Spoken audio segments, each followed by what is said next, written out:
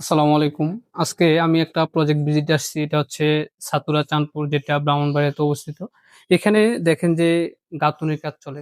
তো গাঁথুনির কাজ চলার ভিতরে গাঁথুনি নিয়ে আমি আপনাদেরকে কাজ করার আগে কি, কি জিনিসগুলা লক্ষ্য রাখতে হবে এবং খেয়াল করতে হবে, ওই জিনিসগুলো আপনাদেরকে আমি আজকে শেয়ার করব।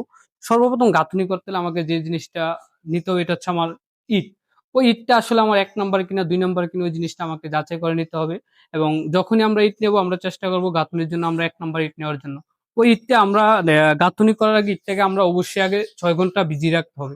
৬ ঘন্টা ভিজানোর পরে এটাকে আমরা শুকনো আবহাওয়ায়, আমাদের সচরাচর যে নর্মাল টেম্পারেচারের যে আবহাওয়া আছে ওই আবহাওয়ায় আমরা এটাকে দুই ২ ঘন্টা রাখবো। তারপরে গিয়ে আমরা আমাদের ওই ইটটা কাজে লাগাবো। কিন্তু কাজ করার মিনিমাম ২ থেকে ৩ ঘন্টা আগে কোনো ইট ভিজানোই যাবে না। কারণ আমরা যদি কাজ করার আগে ইট ভিজাই তাহলে হচ্ছে ইটের যে পানি আর মসলার পানি, তখন আমার মসলাটা স্যাঁতসেঁতে হয়ে যাবে এবং মসলাটা তখন গা বেয়ে পড়ে যাবে। এরপর হচ্ছে গাঁথুনি করার আগে আমাদের যে ফ্লোর আছে ওই ফ্লোরটা ভালোভাবে চিপিং করতে হবে, এবং এই যে আমার যে আরসিসি যে সারফেস আছে ওই সারফেসটা ভালোভাবে চিপিং করতে হবে। এটাকে ক্লিন করে ধুয়ে তারপর গিয়ে হালকা গ্রাউন্ডিং দিয়ে তারপর আমাকে গাঁথুনির কাজ শুরু করতে হবে।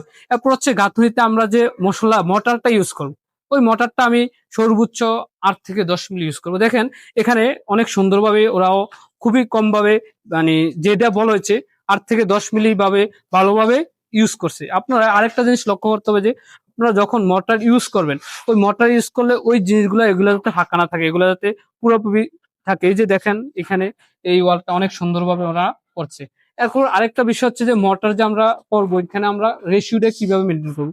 আমরা সচরাচর গাঁথুনিতে মোটর ইউজ করি 1:4 বা 1:3। তবে সচরাচর আপনারা চেষ্টা করবেন যে 1:3 কাজ করার জন্য। যদি কখনো কোনো স্পেশাল হয় তাহলে 1:4 গাঁথুনি কাজ করবেন। গাঁথুনি এখন কিউরিং এর যে বিষয়টা আমরা সচরাচর বলি যে ৩ বেলা গাঁথুনি করার ২৪ ঘন্টা পরে ৩ বেলা গাঁথুনিতে কিউরিং করবেন। কিন্তু বর্তমানে যে টেম্পারেচার, ওই টেম্পারেচারে চেষ্টা করবেন যে ১ থেকে ২ ঘন্টা পর পরে গাঁথুনিতে পানি দিয়ে কিউরিং করার জন্য। আর যদি সম্ভব হয় আপনারা সালার চট বা বিভিন্ন কাপড় চোপড় দিয়ে এগুলো ভিজিয়ে রাখবেন।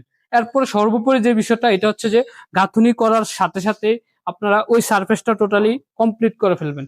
এবং গাঁথুনি করার সময় আপনারা যে মশলাটা ইউজ করবেন চেষ্টা করবেন যে ১ ঘন্টার বেশি যাতে কোনো মশলা লাগানো, মানে মশলা তৈরি করার পরে যাতে ওইটা যাতে ১ ঘন্টার ভিতরে শেষ হয়ে যায়, ওই জিনিসটা সর্বোচ্চ খেয়াল করবেন এবং সর্বোপরি ওই জিনিসটি আপনাদেরকে খেয়াল রাখতে হবে। ঠিক আছে, এখানে এই বিষয়গুলোই আপনারা একটু দেখবেন, যারাই বাইরে কাজ করেন গাঁথুনি করার সময় এই জিনিসগুলোই খেয়াল করবেন এবং মনে রাখবেন। এবং মিস্ত্রির সাথে ওই জিনিসগুলো নিয়ে একটু আলোচনা করবেন, এবং আপনার যে ইঞ্জিনিয়ার দায়িত্বপ্রাপ্ত থাকবে ওই ইঞ্জিনিয়ারের সাথে সবকিছু নিয়ে আলোচনা করবেন এবং ওই ইঞ্জিনিয়ারকে একটু ভিজিট করবেন। আমরা কি করি, আমরা মনে করি যে আসলে স্ট্রাকচার করার পর ইঞ্জিনিয়ার কাজ নেই।